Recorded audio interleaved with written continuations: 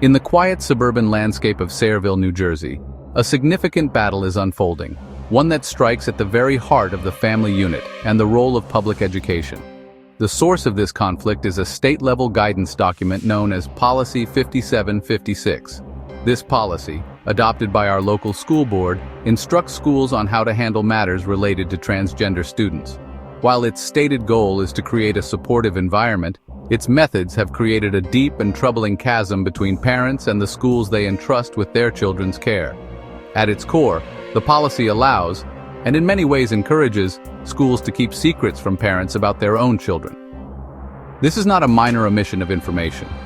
Policy 5756 explicitly permits school staff to recognize and affirm a student's change in gender identity, including adopting a new name and pronouns, without ever notifying the child's parents. This can happen at any age, from kindergarten through high school. This means a young, impressionable child could be living one identity at school and another at home, with parents left completely in the dark. The school can even create separate unofficial records for the student, using their new identity, that parents may be barred from ever seeing. This system of secrecy creates a hidden world within the school walls, one where parents are deliberately excluded. The implications of this policy are staggering for any parent who believes they have a right to guide their child's development. Imagine your elementary school-aged child is struggling with complex feelings about their identity. Instead of the school partnering with you to provide support, they are directed to facilitate a social transition without your knowledge or consent. This approach completely dismisses the fundamental role parents play in the lives of their children. It presumes that educators who see a child for a few hours a day are better equipped than parents to navigate deeply personal and sensitive issues. This is a profound overreach of the school's authority and a dangerous precedent to set.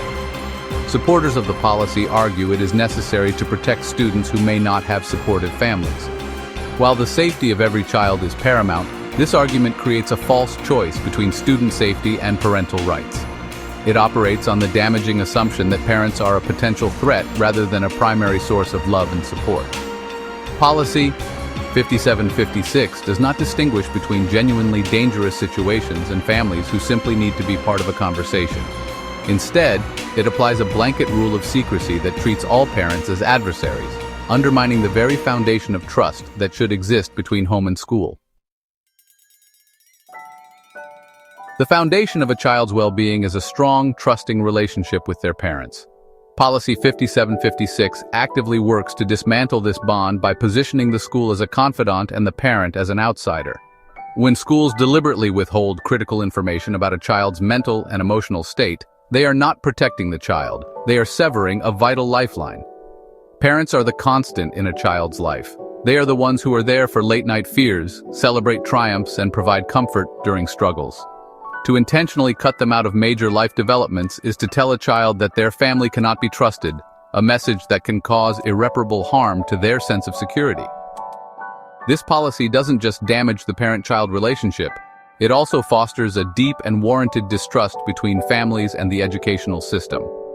Parents send their children to school with the expectation of a partnership. They believe teachers and administrators will work with them for the good of their child. When they discover that the school has been instructed to keep life-altering secrets, that partnership is shattered. How can a parent trust a teacher with their child's academic progress when they can't trust them to be honest about their child's well-being? This breakdown of trust is not easily repaired and leads to an adversarial environment where collaboration becomes impossible. Furthermore, the lack of transparency puts children in a terrible position. They are forced to navigate a double life, managing different names, pronouns, and identities between home and school.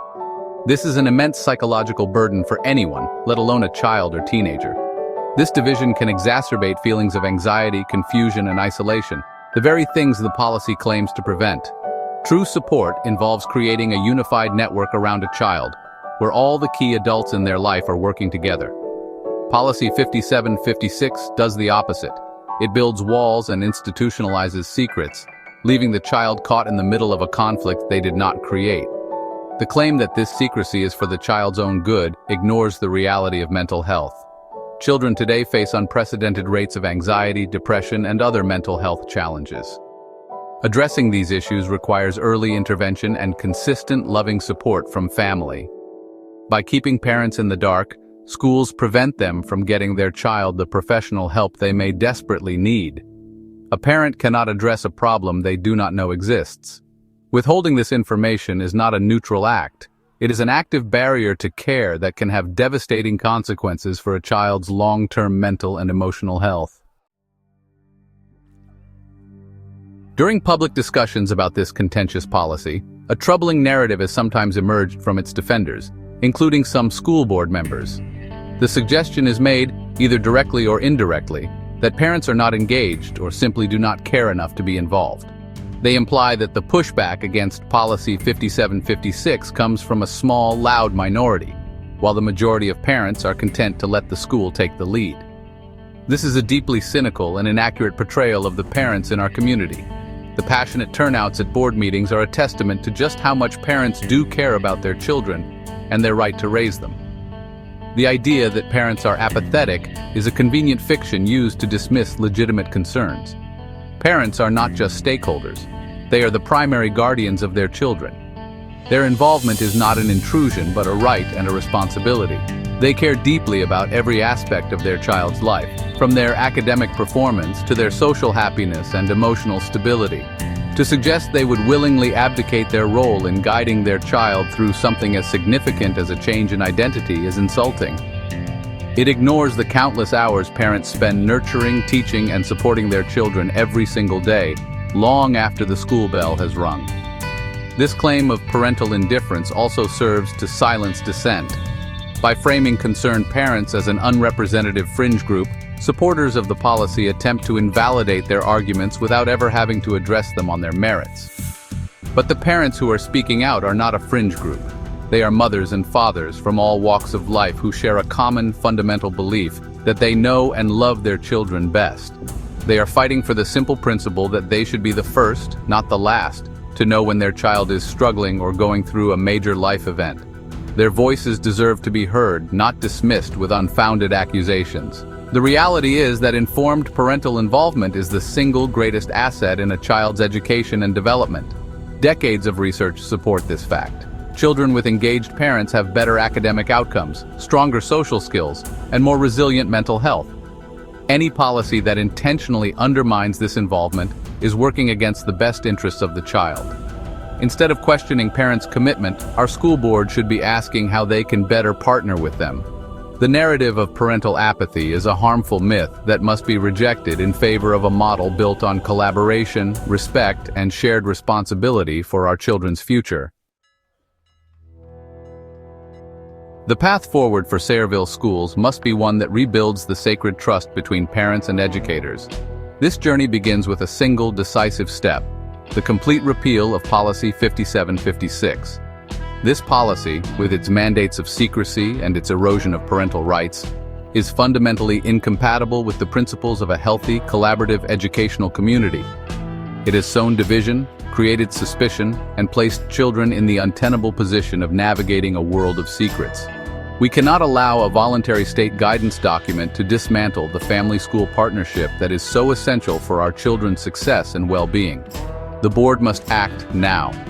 Repealing this policy is not about diminishing support for any student. It is about ensuring that support is provided honestly and transparently, with the child's primary caregivers, their parents, at the center of the process. Every child deserves to be safe and respected, and anti-bullying and non-discrimination policies already in place can and should be vigorously enforced to protect all students. However, these protections should never come at the cost of parental exclusion. True support for a child involves a circle of care, and parents must always be part of that circle. Restoring parental notification restores this essential element of holistic care. We urge the Sayreville Board of Education to listen to the voices of the parents they were elected to represent. We are not adversaries, we are partners. We want to work with you to create an environment where every child can thrive, and that requires open communication and mutual respect. Let us move past the divisive rhetoric and the damaging assumption that schools know better than families. Let us affirm that parents have the undeniable right to raise their children and to be fully informed about their lives, especially when they are facing challenges. This is not a radical idea, it is the bedrock of a healthy society. The time for debate is over. The harm caused by this policy is clear, and the solution is straightforward. The board must vote to rescind Policy 5756 and restore a framework of trust and transparency.